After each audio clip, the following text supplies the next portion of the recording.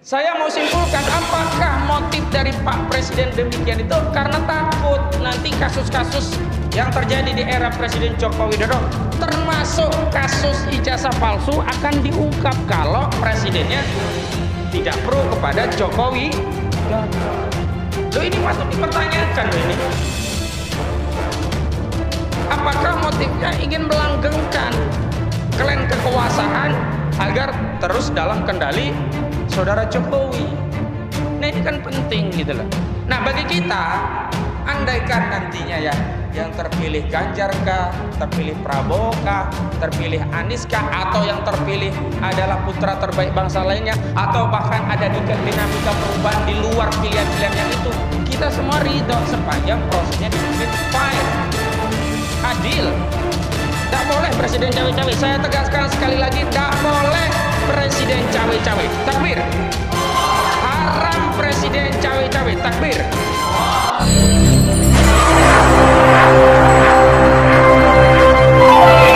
Assalamualaikum warahmatullahi wabarakatuh. Waalaikumsalam. Kita tentu tidak menyoal ya statement itu, yakni statement Pak Jokowi akan cawe-cawe dan menyatakan tidak akan netral. Sepanjang apa? Sepanjang konsisten. Namun ciri khas dari Pak Jokowi itu justru konsistennya beliau. Nah, ini yang menjadi soal, sehingga kita sulit untuk meyakini sebenarnya statement mana yang kemudian bisa kita jadikan acuan atas pandangan beliau sebagai kepala negara sekaligus kepala pemerintahan, karena sampai hari ini beliau masih Presiden Republik Indonesia. Entah besok, entah lusa, kita semua tidak tahu. Namanya juga takdir, kita kan tidak bisa membaca apa yang terjadi esok dan seterusnya begitu. Hanya saja persoalannya adalah statement beliau pada tanggal 29 Mei 2023 di hadapan wartawan di Istana Presiden, yang menyatakan dirinya akan cawe-cawe ya, tidak akan netral karena masalah Pilpres ini adalah masalah yang penting. Beliau punya ambisi bahwa 2030 itu kita menjadi negara maju. Jadi akan ada problem kalau nanti pemimpinnya itu tidak sesuai yang dikehendaki atau tidak terbaik bagi bangsa ini begitu. Namun kita masih ingat beliau juga pada tanggal 4 Mei 2023, masih di bulan yang sama. Saat itu beliau ada di Sarinah ketika diminta klarifikasi oleh media sehubungan dengan adanya pertemuan sejumlah pimpinan partai politik di Istana Negara yang saat itu minus atau tidak melibatkan Partai Keadilan Sejahtera, Partai Demokrat, dan terutama Partai Nasional Demokrat. Padahal kalau kita bicara ukuran pertemuan itu adalah koalisi dan oposisi, kita tahu bahwa Partai Nasional Demokrat adalah partai koalisinya Jokowi. Bahkan di 2014 Partai Nasdem adalah partai yang mengusung saudara Joko Widodo untuk pertama kalinya yang maju Pilpres di 2014 setelah diusung oleh PDIP. Dan kemudian pada periode kedua juga demikian, Partai Nasdem kembali mengusung saudara Joko Widodo untuk menjadi capres dan akhirnya juga menjadi presiden pada periode berikutnya. Nah, saat itu Presiden menyampaikan, saya itu tidak cawe-cawe Pilpres, tapi saya hanya diskusi gitu. Nah, artinya ada ketidakkonsistenan pernyataan Presiden terhadap urusan Pilpres ini, terutama berkaitan apakah Presiden akan cawe-cawe atau tidak cawe-cawe. Yang pertama beliau katakan tidak cawe-cawe, mengumpulkan partai politik, ketua partai politik di istana itu hanya berdiskusi.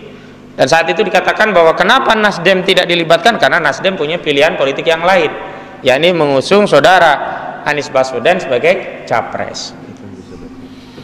Nah, karena itu hari ini kita tentu punya tafsiran atau pendapat pandangan yang beragam soal pernyataan presiden yang menyatakan tidak akan cawe-cawe.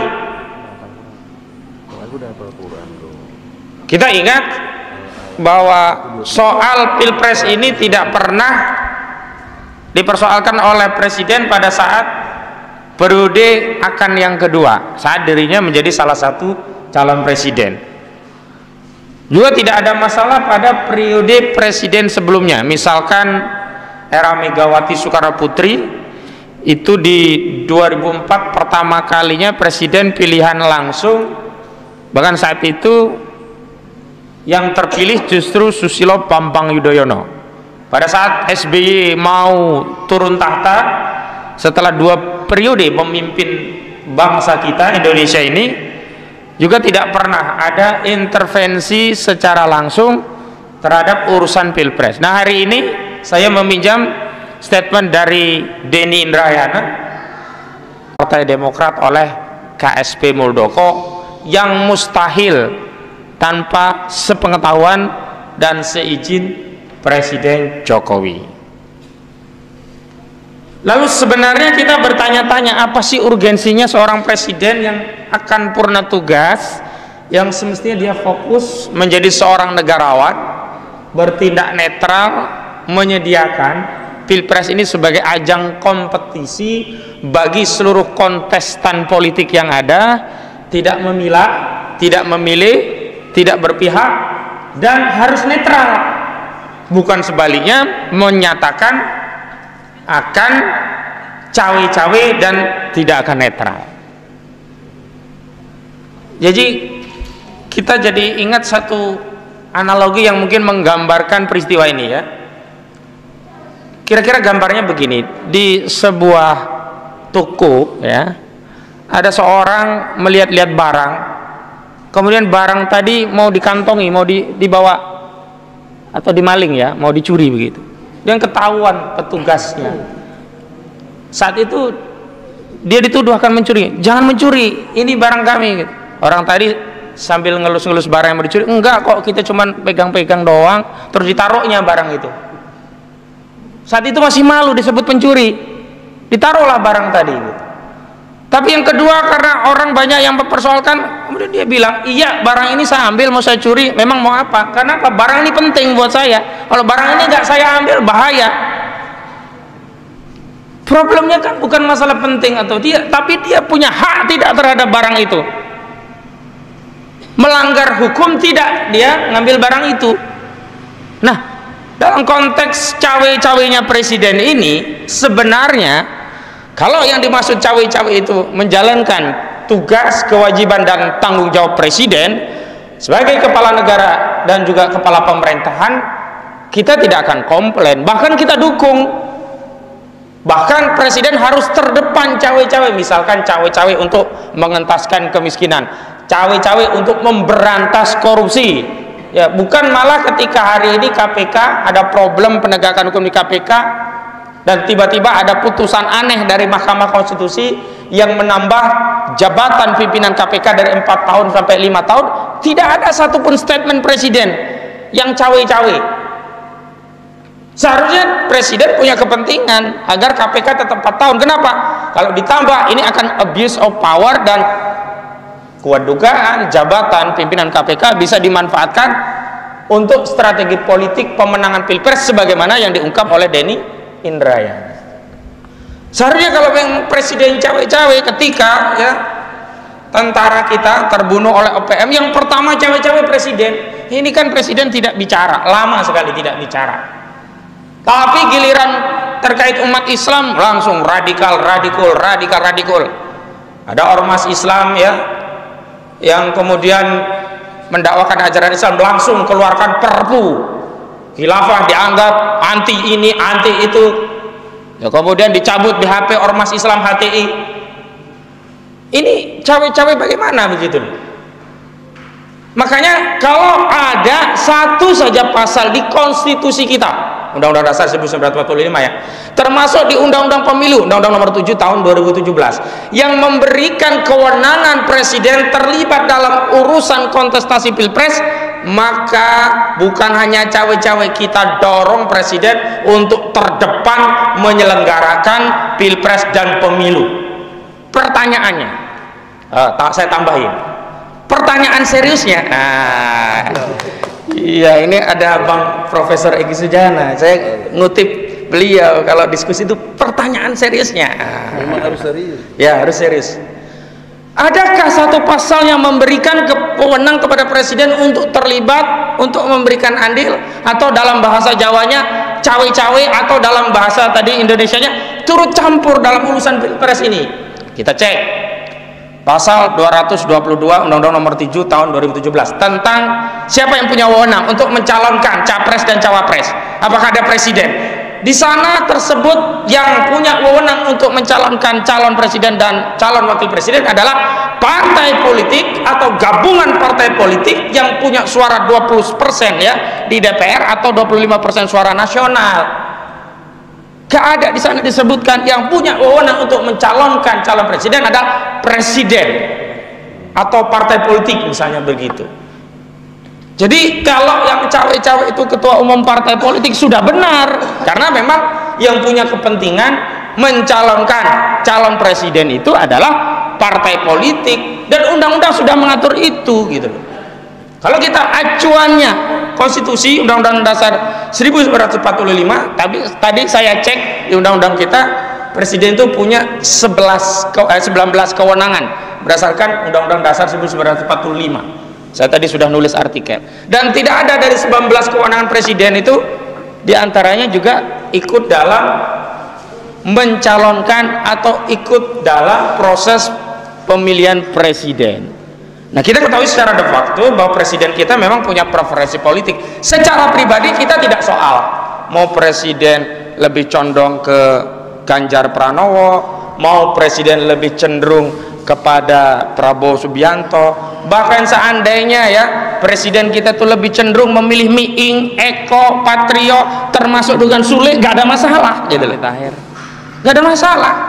Mungkin dengan mencapreskan Sule, Indonesia akan lebih bahagia karena kita bisa tersenyum dengan presiden yang periang begitu kan, ketimbang presiden yang gak jelas sampai hari ini, ijazah aslinya juga tidak ada di persidangan. Betul gak Bang? Tidak ada. Tidak ada, nanti abang yang cerita itu. Ijazah asli Presiden Jokowi terbukti secara sah dan meyakinkan tidak ada di pengadilan. Loh, ini bukan omongan kaleng-kaleng, sudah kami buktikan tidak ada di pengadilan. Betul nggak Bang? Betul. Harusnya presiden itu cawe-cawe ke pengadilan. Pengadilan, kenapa kamu putus itu ya, putusan terhadap Gus Dur, sementara ijazah saya kagak ada? Itu kan unsurnya tidak terpenuhi, harusnya begitu. Nah, saya lanjutkan. Tapi kalau dia sebagai presiden dalam kapasitas sebagai pejabat negara, kepala pemerintahan, kepala negara, tentu ya sikap cawe-cawe itu bisa kita simpulkan sebagai sifat tidak netral dan menjadi partisan politik yang tentu akan merugikan apa? Pihak yang tidak didukung oleh presiden. Padahal kita punya presiden itu presiden bagi segenap rakyat Indonesia, walaupun dulu waktu dipilih tidak semua memilih Presiden Jokowi, ada yang milih Prabowo saat itu. Tapi begitu dilantik menjadi presiden, maka Presiden Jokowi itu menjadi presiden bagi segenap rakyat Indonesia, bukan menjadi presiden bagi pemilih Jokowi. Lah kalau hari ini presiden punya preferensi politik hanya kepada Ganjar misalkan, atau hanya kepada Prabowo misalkan, lah ini yang dukung Anies ini apa nggak dianggap rakyat Indonesia?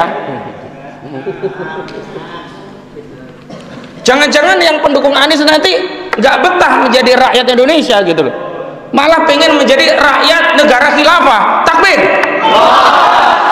Lah ya karena tidak adil gitu loh. Karena kemarin Bang kita bikin polling Bang, kalau Anies sampai dijegal, suara Ganjar kan tadinya kecil, suara Ganjar kira-kira 2%, Prabowo 3%, mayoritas Anies 85%, khilafah itu kira-kira berapa lah. Tapi bagaimana kalau Anies itu dijegal, ternyata suaranya tidak lari ke Ganjar dan tidak lari ke Prabowo, larinya ke khilafah 80% lebih. Artinya apa?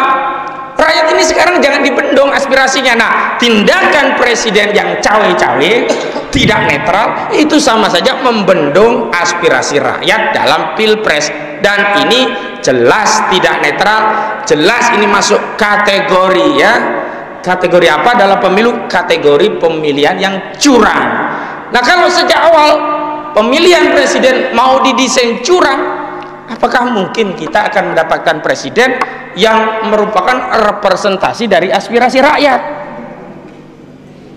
Dan ingat loh, ini santer, sudah ada kabar upaya penjegalan salah satu kandidat capres agar tidak lolos, dalam hal ini Anies Baswedan.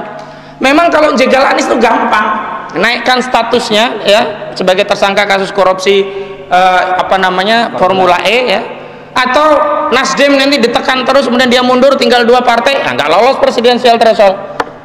Atau di antara partai yang lain digoda biar merapat, tinggal 2, nggak lolos presidensial threshold, selesai. Kalau bisa digoda partainya itu lebih aman ya. Kalau nggak bisa digoda partai ya pakai cara kasar apa? Ditersangkakan. Kalau ditersangkakan, Anies tidak bisa lolos karena ketentuan pasal 169 ayat 4 ya, calon presiden itu tidak boleh ya tersangkut masalah pengkhianatan negara, kasus korupsi dan kejahatan berat lainnya. Berapa menit lagi nih, kan ada pembatas. Jadi saya mau simpulkan, apakah motif dari Pak Presiden demikian itu karena takut nanti kasus-kasus yang terjadi di era Presiden Joko Widodo, termasuk kasus ijazah palsu, akan diungkap kalau presidennya tidak pro kepada Jokowi Widodo. Loh, ini patut dipertanyakan loh ini. Apakah motifnya ingin melanggengkan klaim kekuasaan agar terus dalam kendali saudara Jokowi? Nah, ini kan penting gitu loh. Nah, bagi kita, andaikan nantinya ya yang terpilih Ganjar kah, terpilih Prabowo kah, terpilih Anies kah, atau yang terpilih adalah putra terbaik bangsa lainnya, atau bahkan ada dinamika perubahan di luar pilihan-pilihan yang itu, kita semua ridho sepanjang prosesnya dibikin fair, adil. Tidak boleh presiden cawe-cawe. Saya tegaskan sekali lagi, tidak boleh presiden cawe-cawe. Takbir. Haram presiden cawe-cawe. Takbir. Presiden cawe-cawe konfirmasi pemilu akan curang. Takbir. Presiden cawe-cawe berarti konfirmasi ketakutan Jokowi setelah tidak berkuasa. Takbir. Presiden cawe-cawe itu merupakan pelanggaran konstitusi. Takbir. Jadi kita tolong ya rakyat ini diajari bernegara yang baik, bernegara yang sesuai dengan koridor konstitusi, bernegara yang taat kepada amanah founding father kita. Jangan giliran kita memperjuangkan Islam itu bertentangan dengan founding father, itu bertentangan. Giliran yang begini-begini nih, ini jelas ini pelanggaran konstitusi. Makanya saya menghimbau setiap rakyat, ayo bersuara. Jangan yang bersuara Egy Sujana Kozinudin, Egy Sujana Kozinudin, Egy Sujana. Dan bahkan tadi ada usulan, Bang, ini ada yang minta kita gugat Jokowi lagi nih gara-gara cawe ini. Masya Allah, saya masih pertimbangkan dulu lah, karena ya saya mau cari inspirasi dulu gitu.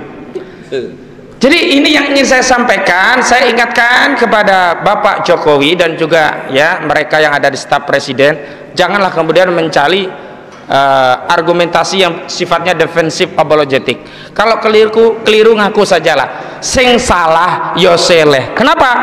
Kalau terus cawe-cawe, saya khawatir ini akan dadi gawe. Apa itu dadi gawe? Jadi masalah. Akan terjadi apa yang disampaikan oleh Pak SBY. Apa itu?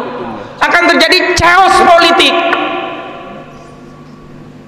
Jadi udah kompleks. Pertama, MK akan memutus pemilu proporsional tertutup dengan kombinasi 6 lawan 3. Ini informasi yang diterima oleh Denny Indrayana. Kedua, ada kabar PK Muldoko adalah bagian dari strategi pencopetan Partai Demokrat, dan ditambah dengan cawe-cawenya Presiden Jokowi. Jadi sekali lagi, jangan dilanjutkan. Kalau tetap cawe-cawe, saya ingin sampaikan kepada Anda, pasti jadi gawe. Takbir. Assalamualaikum warahmatullahi wabarakatuh.